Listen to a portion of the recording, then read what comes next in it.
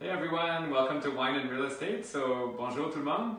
Tonight we have a special guest. So we have Laurel Simmons, co-founder of the REITE Club, and also a wine expert. So she's gonna give us a few tips and tricks on wine and real estate. Yeah, so to start off, we really liked your tip about not judging wine on the first sip. So I've worked in wineries and I studied to be a winemaker, and I've had the great pleasure of traveling all around the world tasting wine in as many wineries as I possibly can. But one of the things that I always tell people is you never judge a wine on the first sip, because that's not fair to the wine. What you really want to do is take a sip, and I'm going to do it, and it's going to sound really bad, but just sip.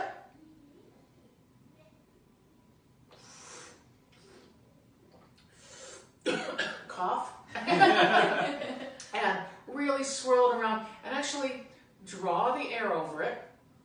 But that's just the first sip. Because what you're doing actually is getting rid of whatever is in your mouth. You can't, when you taste wine the first time, you're really tasting a combination of the wine and what's already in your mouth. So the second sip and even the third sip is going to be the sip that you should judge the wine on. So here. Okay. Cheers. Cheers, salud. So today we're tasting a culinary wine. So Laurel brought it from Niagara-on-the-Lake. Yeah. It's one of your neighbors, I guess? Yeah, I know. I live about 5 minutes from that winery. You cannot get this wine in the LCBO, I'm sorry to say, but it is actually worth a trip down to Niagara, to Niagara-on-the-Lake to buy this wine. It's a fabulous winery.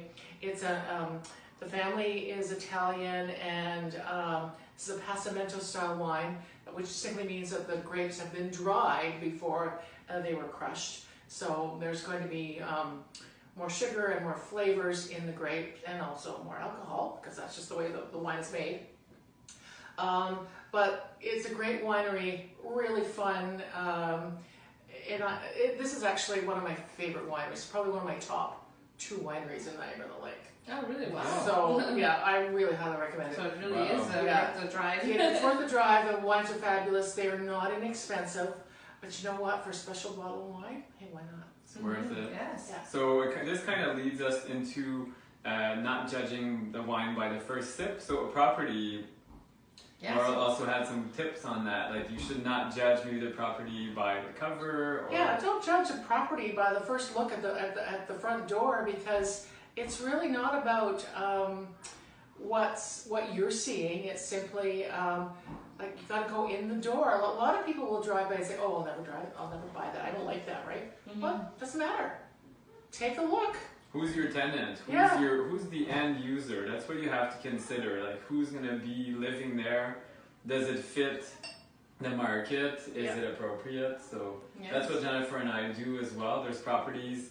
We're not ashamed of owning them. We're not slumlords or anything, but I mean, they're properties. They're a bit more average, but they fit the bill. And Yeah, we have certain criteria, so it's kind of looking beyond, like you said, the first look. So we always like to have places where there's mostly 2-bedroom apartments or more. We kind of lean not towards the units of just 1-bedroom apartments. Parking, so parking, Laurel that's a mentioned, good thing that very you important mentioned. if it's a smaller city, parking is essential. We're not downtown Toronto, so. Yeah, and like you said, looking at who your tenant is, who's going to be living there. Is it a family? Is it the workers, retirees, so yeah, that's kind of it. So till the next one. Yeah. Yes. Salut, santé, kampai.